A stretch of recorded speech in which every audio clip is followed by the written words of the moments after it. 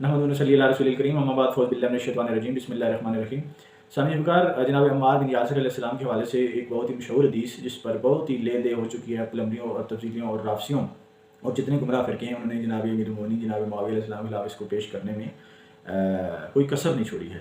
تو الحمدللہ علماء اہل سنت نے تصانیفی میدان میں، مناظرے میں اور اس کے علاوہ میڈیا پر تمام جگہ اس کا جواب دے دیا ہے۔ کچھ گزارشات ناچیز اپنے چینل پر آپ کے سامنے رکھے گا۔ سب سے پہلی بات تو یہ ہے کہ اس حدیث کے اندر جناب امیر المومنین جناب معاویہ علیہ السلام کا کہیں نام نہیں ہے۔ اگر کسی حدیث میں کسی شخص کا نام نہیں ہے، اس کے گروہ کا نام نہیں ہے، کسی نام کی تصریح نہیں ہے، تو دوسرے قرائن اور شواہد کے بل بوتے پر ڈیسائیڈ کیا جاتا ہے کہ یہ فلاں شخص یا فلاں گروہ کے بارے میں ہے۔ جہاں تک قرائن اور شواہد کا تعلق ہے، ابو الغادیہ علیہ السلام جو صحابی رسول ہیں، بیت رضوان میں بھی ان کی شرکت موجود ہے، ان کے حوالے سے یہ کچھ روایات کچھ قرائن و شواہد کی صورت میں پیش کیے جاتے ہیں کہ جناب ابو الغادیہ چونکہ جناب امیر المومنین جناب معاویہ علیہ السلام کے لشکر میں تھے، تو انہوں نے جناب عمار بن یاسر کو شہید کیا۔ تو اس سے ثابت ہوتا ہے کہ جناب امیر المومنین جناب معاویہ علیہ السلام قاتل عمار ہیں اور ان کا گروہ جو ہے باغی ہے۔ سامعین جب جہاں تک ان قرائن و شواہد کا تعلق ہے، یہ خود آپس میں ٹکرا رہے ہیں، خود یہ ساری روایات اضطراب کا شکار ہیں۔ اسنادی حیثیت کو ایک طرف رکھ کر اگر اضطراب کو دیکھا جائے، اضطراب ایک ایسی علت ہے جس کی وجہ سے ان روایات سے کوئی فیصلہ متوقع نہیں ہوتا، ان سے فیصلہ کیا نہیں جا سکتا، ان کو کہیں بھی اپنے مدعا پر پیش نہیں کیا جا سکتا۔ جناب ابو الغادیہ علیہ السلام کی جو روایات ہیں، ایک میں یہ ہے کہ جناب ابو الغادیہ نے خود کی ہے۔ جناب عمار بن یاسر کے شہادت کے بارے سے جناب ابو الغادیہ کی ایک یہ روایت بھی ہے جس کا مفہوم یہ ہے کہ جناب ابو الغادیہ جب جناب عمار بن یاسر کے پاس میدان جنگ میں پہنچتے ہیں تو عمار بن یاسر کو مجہول لوگوں نے شہید کیا ہوتا ہے۔ ان کے کوئی ایسے لوگ تھے جن کا کوئی نام نہیں ہے، جن کی کوئی شناخت نہیں ہے، انہوں نے قتل کر دیا۔ تو یہ دونوں روایات آپس میں ٹکرا رہی ہیں۔ ایک میں یہ ہے کہ انہوں نے خود کیا، ایک میں یہ ہے کہ جب وہ گئے ان سے پہلے ہی شہادت جناب عمار بن یاسر علیہ السلام ہو چکی تھی۔ تو ان روایات کو تو کسی صورت میں پیش ہی نہیں کیا جا سکتا۔ جہاں تک محدثین کا تعلق ہے، محدثین فقہا جو بھی ہیں، ان سب نے اپنے طور پر تجزیے کیے ہیں۔ ان کا کوئی جتنی چیزیں انہوں نے پیش کی ہیں وہ سارے انہی روایات کے بل بوتے پر تھیں جن کو میں نے آپ کے سامنے رکھ دیا کہ وہ اضطراب کا شکار ہے، ان کو کسی جگہ بھی پیش نہیں کیا جا سکتا ہے۔ اور پھر دوسری بات یہ ہے کہ ان روایات کو جناب عمار بن یاسر علیہ السلام کے حوالے سے متقدمین اسلاف تابعین نے کہیں بھی جناب عمار بن یاسر کی شہادت کو لے کے جناب امیر المومنین جناب معاویہ علیہ السلام کے خلاف ہرگز پیش نہیں کیا۔ سب سے پہلے اہل سنت جو ہیں وہ صحابہ کرام ہیں اور تابعین ہیں، وہاں ایسی کوئی تصریح نہیں ملتی کہ اس حدیث کو لے کے جناب امیر المومنین جناب معاویہ علیہ السلام کو باطل پر کسی نے قرار دیا۔ اور اسی طرح جب جنگ شروع تھی تو ایک جاسوس جناب مولا علی علیہ السلام کی طرف سے جناب امیر المومنین جناب معاویہ علیہ السلام کے لشکر میں جاتے ہیں اور وہ چیک کرتے ہیں کہ وہاں کیا سچویشن ہے۔ تو وہاں پر جناب امیر المومنین جناب معاویہ علیہ السلام کے لشکر میں یہ چیز مشہور تھی کہ جناب عمار بن یاسر کو ہم نے نہیں شہید کیا بلکہ لشکر علوی نے شہید کیا ہے۔ تو یہ چیز جب جناب مولا علی علیہ السلام کے لشکر میں آ کے وہ جاسوس آ کے بتاتا ہے تو اس کی تردید نہیں کی جاتی۔ تو سامعین بغیر یہ سارے قرائن و شواہد ایسے ہیں جو اس معاملے کو مشکوک بنا دیتے ہیں کہ عمار بن یاسر کی شہادت کس لشکر نے کی اور کس نے نہیں کی۔ تو اس لحاظ سے تو کوئی تعین ممکن ہی نہیں ہے۔ اور پھر مستدرک کی ایک روایت اور بھی ہے جس میں علامہ زیبی رحمہ اللہ نے بھی ثبوت کیا ہے اور امام حاکم رحمہ اللہ نے بھی اس کو صحیح قرار دیا ہے۔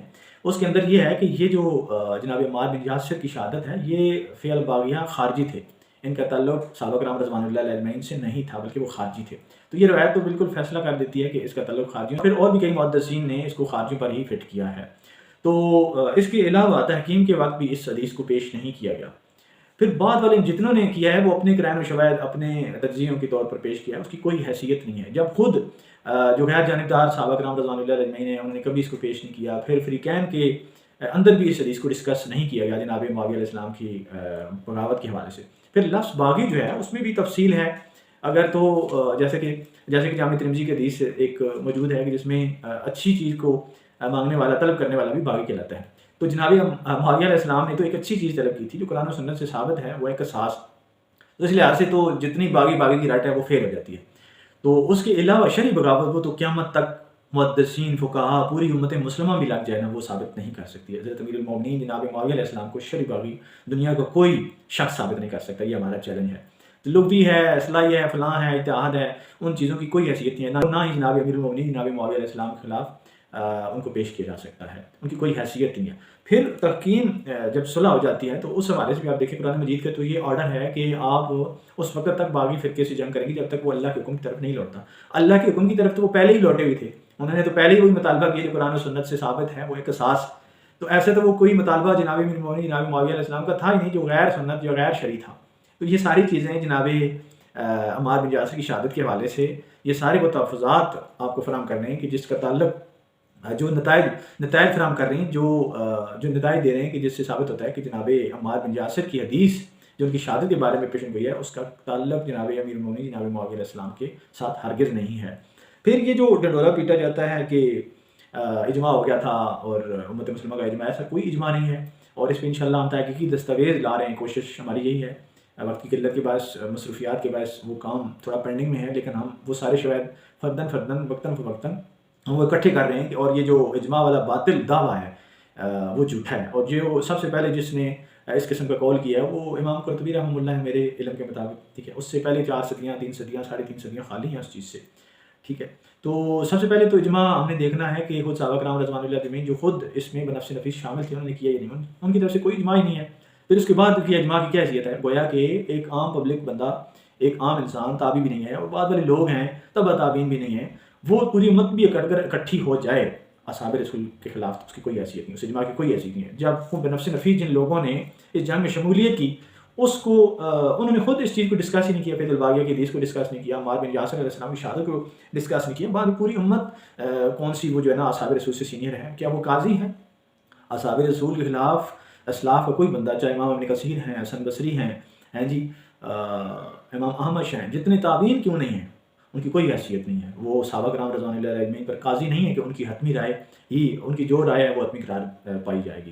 ٹھیک ہے، قاضی جو ہیں وہ خود صحابہ کرام رضوان اللہ اجمعین ہے اس امت پر، جبکہ انہوں نے اس معاملے کو فیض الباغیہ کو لے کے ڈسکس ہی نہیں کیا. تو جتنا یہ شور شرابہ ہوتا ہے فیض الباغیہ کے لحاظ سے، پھر اسلاف جنہوں نے باغی کے حوالے سے جناب امیر المومنین جناب معاویہ علیہ السلام کی حدیث کو پیش کیا، وہ خود اجتہاد کے قائل ہیں، یعنی کہ وہ بھی شرعی بغاوت نہیں مانتے.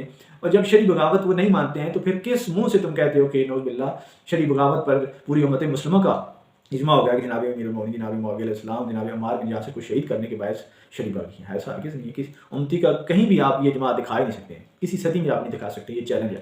تو یہ اجماع والا ڈنڈورا انشاءاللہ ہم اس ڈول کو پھاڑنے والے ہیں، اور انشاءاللہ تاریخی دستاویز کے طور پہ اور حقائق آپ کے سامنے رکھیں گے. کسی دور میں بھی اس پہ اجماع نہیں ہوا. والسلام ورحمۃ اللہ وبرکاتہ.